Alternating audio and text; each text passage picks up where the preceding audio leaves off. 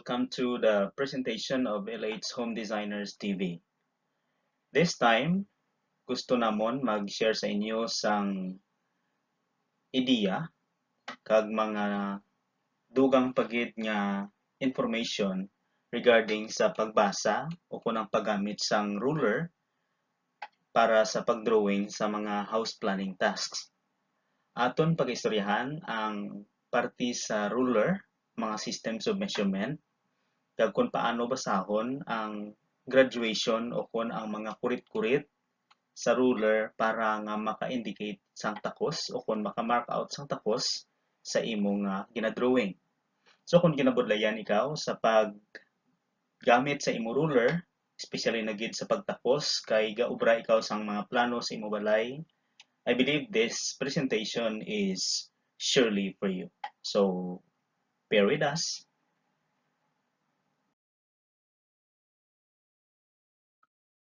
Ang ruler, ginagamit lang naton para sa pagmarka kang mga distances. Pwede man matawag ang distances nga measurement o kung sa aton hiligaynon takos. Nga pwede ginagamit naton ang metric kag ang isa pagid ang English system ka measurement. Nga ang English system ka measurement kung gamit ang aton ruler, ang pinakamalaba is 12 inches o kung isa ka foot. Kag ang pinakamalipot, ang 1 is 1 inch. Sa metric system, ang pinakalaba is 30 centimeters. Ang isa ka ruler this is composed of 30 centimeters. Kag ang pinakamalipot gid, ang isa ka kudlit lang, that is 1 mm. Ang metric system, amo ni ang makita nga numbers as indicated sa screen, ang maikit nga halin sa 0 hasta sa 30. That is your metric system of measurement. Ang units nga ginagamit, nagaumpisa kita sa millimeters. As I said, ang millimeter, amura na ang isa ka kudlit halin sa 0, ang pinaka gamay nga kudlit. Masunod ang centimeter, dason aton decimeter, nga nakaigo lang ra ina sa pulo ka desimetro o kung 10, centimetro. The ruler is only 30 centimeters. So sa inyo makita, 0 hasta lang sa 30 ang bilog nga ruler. Ang metric system of measurement, ginpakita naton sa ruler, ang pinakamalipot nga kurit halin sa 0 sa ibabaw sa tupad sang cm hasta sa ang space between sa 0 hasta sa pinakamalipot pinakauna nga kudlit, that ang space amo na ang isa ka millimeter. Ang 0 hasta sa 1, that is 1 centimeter. Sa amo ni halimbawa niya. So ang 1 millimeter amo lang na ang naka-indicate nga may red nga colored sa may arrow sa ibabaw. Tandaan, that is the space. Hindi na linya, that is the space from 0 to the first short line. Kung sa ruler sa idalom nga nakadrawing sa actual nga ruler, tama lang kagamay, daw silhig nga manipis. Pero sa babaw gin-enlarge naton para mas klaro kung paano mo maintindihan nga ang naminggali sang 1 mm halin sa 0 hasta sa una nga kudlit. Ang space between sa duha ka kurit o kung kudlit nga ginatumod naton. Sunod, aton pag-istoryahan ang parte sa isa ka sentimeter. Ang centimeter naman, amo na ang space halin sa 0 hasta sa 1. So makita sa ruler sa idalom, ag sa ibabaw aton na makita nga mas malapad ang 1 centimeter sang sa 1 millimeter. Kung isipon nimo, ang 1 centimeter is equal to 10 millimeters. Aton istoryahan kung paano ang pagbasa sang mga kudlit nga makita naton sa 1 centimeter.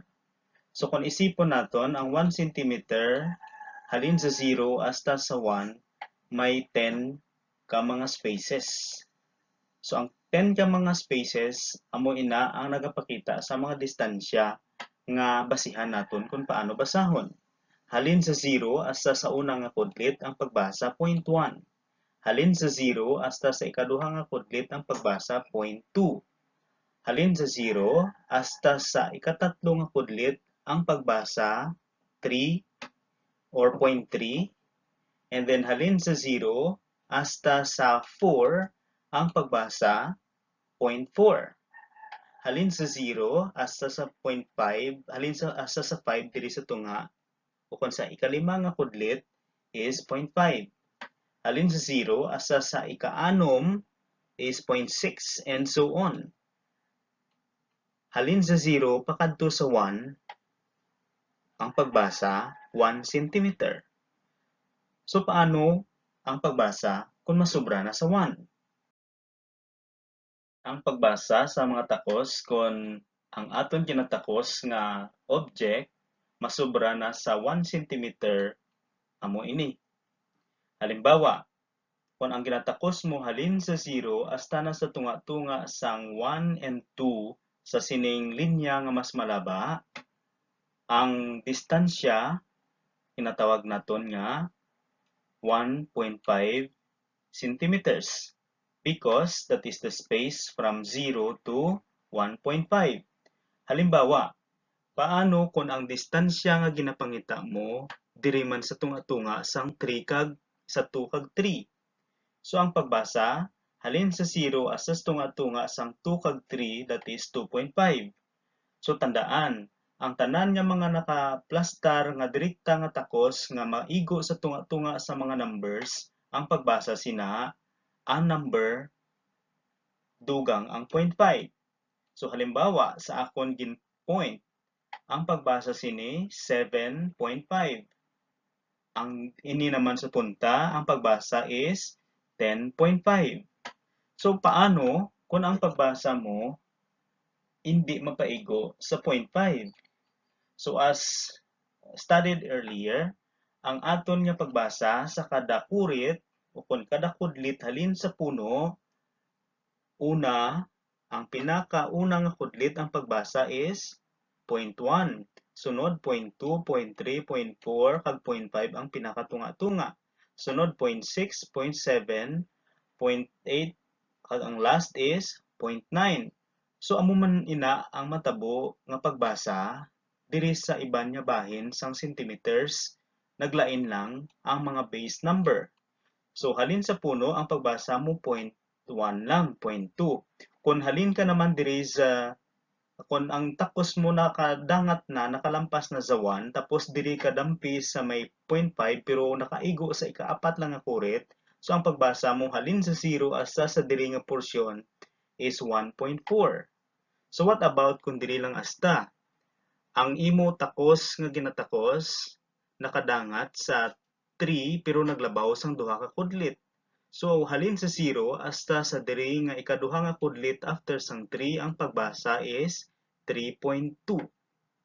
So kung ibasahon naton tituod-tuod nga gamitan sang units, ang pagbasa sini 3.2 centimeters. Pwede mo man mabasa nga 32 millimeters. Kaya ang isa ka kudlit is 1 millimeter. So halimbawa, ang diri nga distansya diri sa puno is 0.5, pwede mo man matawag nga 5 mm lang. O kung ang halin diri sa puno hasta sa ikatatlo lang nga kudlit 3 mm o kung 0.3 cm. Kinakuha naton. So amo man ina ang pagbasa halimbawa kung diri ka 9 hasta sa ikatatlo nga kurit after sang 9. So ang pagbasa halin sa 0 hasta diri kung amo ina ang imo ginatakos, that is 9.3 centimeters. Pili mo man matawag 93 millimeters. Pero para sa kapusan sang tanan, gamiton naton ang centimeter. Sige. So halimbawa, katapusan, paano ang pagbasa kung ang imo ginatakos nga object o kung ang imo parte sang balay nga ginadrawing halin sa 0 hasta sa ah, ikapito nga kudlit patapos ang 10. So kung basahon mo, that is 10.7 centimeters. Okay? So I hope maintindihan naton tanan. Amo ini ang illustration kung ang aton ginatakos nakalapaw sa 1 centimeter kag hindi man magsanto sa tunga-tunga sang duha ka mga numero. Halimbawa, hindi pwede basahon sa 2.5, so ginistoryahan naton bag-ugid lang. So halimbawa, ang space halin sa 0 asa sa ikatatlo nga kudlit after sang 2 as stated here sa aton example, that is read as 2.3 centimeters. Okay?